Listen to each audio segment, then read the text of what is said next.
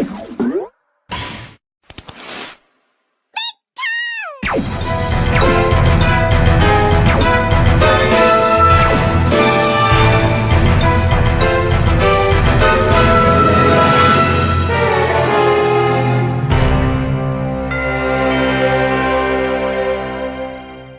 Pokemon fans और आप सभी का स्वागत है पोकेमॉन द बिगनिंग के पार्ट 7 के अंदर। इस एपिसोड के अंदर हम देखने वाले हैं कि कैसे ऐश फाइट करेगा कोजीरो के अगले पोकेमॉन डार्क नाइट से, एंड जिसके बाद इस बैटल के अंदर तुम्हें काफ़ी ज़्यादा मज़े आने वाले हैं क्योंकि ऐश यूज़ करने वाला है अपना इन्फिनिटी गॉड सेंट्रोपियन। और आज की वीडियो को शुरू करते हैं, लेकिन उससे पहले अगर तुम लोग ने अब तक मेरे चैनल को सब्सक्राइब नहीं किया तो सब्सक्राइब कर लेना। हमारे 17,000 सब्सक्राइबर बहुत जल्द कंप्लीट होने वाले हैं, एंड साथ ही साथ वीडियो को भी लाइक कर दो। 1000 लाइक का एम रखते हैं। अब वीडियो को स्टार्ट करते हैं, लेकिन उससे पहले rise.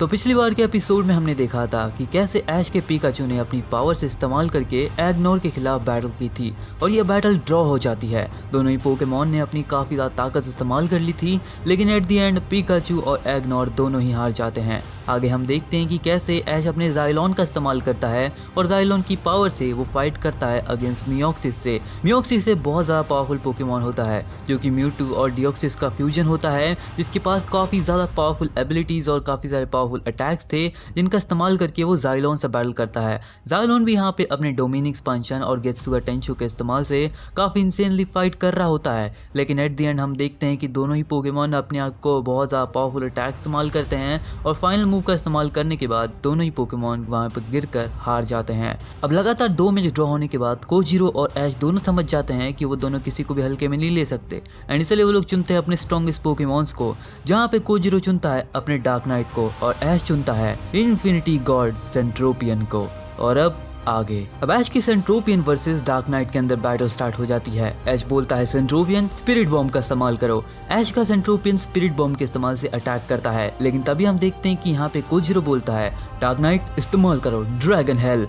Dark night dragon hello का इस्तेमाल करता है। दोनों के अटैक एक दूसरे से टकराते हैं जिससे कि काफी बड़ा एक्सप्लोजन होता है, लेकिन तभी ऐश बोलता है ठीक है सेंट्रोपियन इस्तेमाल करते हैं, यूज करो इन्फिनिटी ब्लेड। यहाँ पे सेंट्रोपियन इन्फिनिटी ब्लेड अटैक का इस्तेमाल करता है, लेकिन उसी के काउंटर के अंदर कोजीरो बोलता है डार्क नाइट इस्तेमाल करो इन्फिनिटी पल्स। अभी दोनों ही इन्फिनिटी पल्स अटैक एक दूसरे को कांटे की टक्कर देने लगते हैं। यहाँ पे कोजीरो का पोकेमॉन डार्क नाइट अपनी पूरी ताकत से लड़ रहा होता है, तो यहाँ पे सेंट्रोपियन भी पूरी ताकत लगा रहा होता है, लेकिन तभी ऐश बोलता है ठीक है सेंट्रोपियन इसे जल्द से जल्द खत्म करते हैं, अभी यूज करो हेवनली डिस्ट्रक्शन। सेंट्रोपियन हेवनली डिस्ट्रक्शन का इस्तेमाल करता है, लेकिन तभी हम देखते हैं उसके सामने यहाँ पे कोजीरो का डार्क नाइट अचानक से इस्तेमाल कर देता है डेडली सेंटेंसिंग का। यह अटैक बहुत ज्यादा ताकतवर होता है, इसकी ताकत के सामने सेंट्रोपियन का अटैक भी काम नहीं करता और हेवनली डिस्ट्रक्शन वहीं पे खत्म हो जाता है। और हम देखते हैं कि डेडली सेंटेंसिंग सीधा जाकर लगता है सेंट्रोपियन को, जिससे कि उसे काफी ज्यादा डैमेज पड़ता है। अब ऐश बिल्कुल भी रिस्क नहीं लेना चाहता था। ऐश समझ चुका था कि डार्क नाइट के पास काफी ज्यादा पावर है और अगर उसके साथ फाइट करनी है तो अपने आप को प्रोटेक्ट करना भी जरूरी है,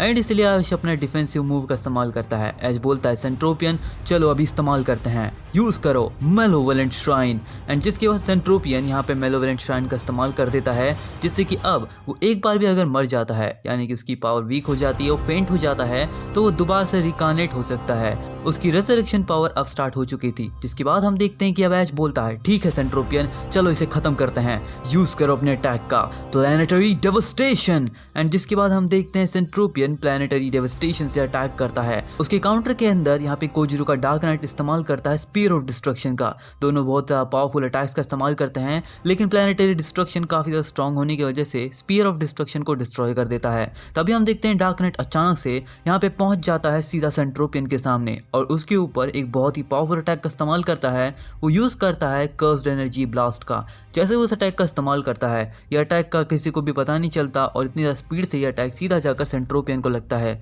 जिसके लगने के बाद सेंट्रोपियन बहुत ज़्यादा वीक हो जाता है और अचानक से हम देखते हैं कि वो फेंट हो जाता है। लेकिन तभी उसका मेलोवेलेंट श्राइन एक्टिवेट होता है और वो फिर से रेजरेक्ट हो जाता है। अब रेजरेक्शन के बाद सेंट्रोपियन और भी ज़्यादा ताकतवर बन जाता है एंड इसीलिए वो इस्तेमाल करता है अपने स्ट्रॉन्गेस्ट मूव का। हम देखते हैं सेंट्रोपियन तैयार होता है अटैक करने के लिए। ऐश बोलता है ठीक है फिर सेंट्रोपियन इस बैटल को खत्म करने के लिए तुम्हें उस मूव का इस्तेमाल करना ही होगा, चलो इस्तेमाल करते हैं चिडोरी। एंड जिसके बाद हम देखते हैं कि सेंट्रोपियन पूरी ताकत से चिडोरी का इस्तेमाल करता है, एक ऐसा लाइटनिंग अटैक जिसकी पावर के आगे सभी पोकेमॉन वीक पड़ जाते हैं। हम देखते हैं कि चिडोरी फुल पावर से जाकर सीधा लगता है डार्क नाइट को और ये अटैक के लगते ही डार्क नाइट वहीं पे गिर कर हार जाता है, यानी कि इस राउंड का विनर ऐश का सेंट्रोपियन बन जाता है। सेंट्रोपियन की इतनी ज्यादा पावर को देखकर कोजीरो और सभी डीमन लॉर्ड्स भी हैरान हो चुके थे, लेकिन तभी हम देखते हैं कि अब कोजीरो बोलता है तुम्हारे सेंट्रोपियन में भले ही बहुत ज्यादा ताकत हो, लेकिन अगर वो इन्फिनिटी लॉर्ड है तो मैं भी उसे एक इन्फिनिटी पावर से लड़ाना चाहता हूँ, आ जाओ मेरे इन्फिनिटी गॉड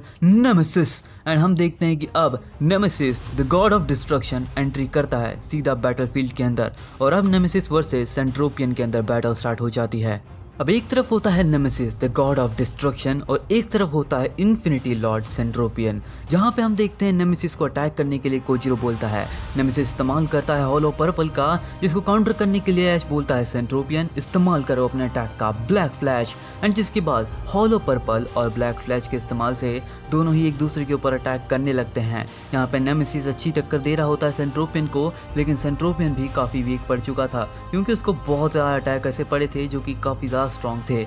लेकिन तभी ऐश बोलता है सेंट्रोपियन अभी हार नहीं मान सकते, इस्तेमाल करो लिमिटलेस वॉइड, एंड जिसके बाद हम देखते हैं सेंट्रोपियन लिमिटलेस वॉइड का इस्तेमाल करके काफ़ी सारे ऐसे वॉइड्स क्रिएट कर देता है जो कि नेमेसिस के ऊपर अटैक करने लगते हैं। लेकिन तभी नेमेसिस अपने अटैक से यानी डीमन स्लैश की मदद से हर एक अटैक को काउंटर करके डिस्ट्रॉय कर रहा होता है। तभी ऐश बोलता है सेंट्रोपियन चलो इसके अटैक को यहीं पे फ्रीज करते हैं, यूज करो हकाई, एंड हम देखते हैं ऐश का सेंट्रोपियन हकाई का जैसे इस्तेमाल करता है नेमेसिस का डीमन स्लैश अब फ्रीज हो जाता है। इसका मतलब कि अब नेमेसिस अपने डीमन स्लैश का इस्तेमाल नहीं कर सकता। तभी ऐश बोलता है ठीक है सेंट्रोपियन इस्तेमाल करते हैं अपने अटैक का, इस्तेमाल करो पूरी ताकत से प्लैनेटरी डेवस्टेशन, एंड जिसके बाद सेंट्रोपियन दोबारा से प्लैनेटरी डेवस्टेशन का इस्तेमाल करता है, लेकिन तभी नेमेसिस उसको रोक देता है अपने अटैक से। नेमेसिस इस्तेमाल करता है इन्फिनिटी पल्स का, इन्फिनिटी पल्स के इस्तेमाल से वो उस अटैक को रोक देता है और अचानक से इस्तेमाल करता है शैडो स्केल का।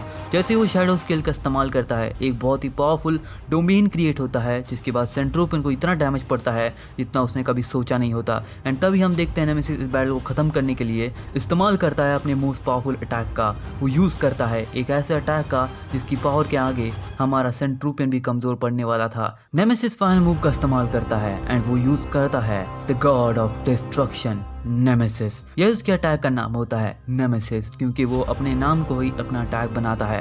एक ऐसा पावरफुल अटैक जो कि उसकी पूरी एनर्जी को कंबाइन करता है एक ऐसे चक्र के अंदर जो कि सीधा जाकर लगता है सेंट्रोपियन को। सेंट्रोपियन चिडोरी के इस्तेमाल से अटैक को रोकने की कोशिश तो करता है, लेकिन वो भी फेल हो जाता है और यह अटैक सीधा जाकर सेंट्रोपियन को लगता है और यह अटैक के लगते ही सेंट्रोपियन वहीं पे हार जाता है। अब सेंट्रोपियन के हारने के बाद हम देखते हैं स्टेडियम का हाल, पूरा का पूरा स्टेडियम टूट चुका होता है। स्टेडियम के अंदर इतनी भी जगह नहीं होती कि अब अगली बैटल के लिए फाइट की जाए, एंड इसलिए हम देखते हैं सुप्रीम लॉर्ड सब कुछ फिर से रिकवर करता है। अब ऐश बोलता है ठीक है अगर मेरा सेंट्रोपियन हारा है कोई बात नहीं, लेकिन नेमेसिस तुम्हें हराने के लिए मेरे पास एक और ऐसा पोकेमॉन है जिसकी पावर के आगे तुम्हें भी घुटने टेकने होंगे। तैयार हो जाओ मेरे पार्टनर, चार्जार्ड बाहर आ जाओ। एंड अब हम देखते हैं कि ऐश अपने चार्जार्ड को स्टेडियम में बुला लेता है, और क्या अब ऐश का चार्जार्ड नेमेसिस को हरा पाएगा? और फाइनल पोकेमॉन कौन सा होने वाला है कोजीरो का?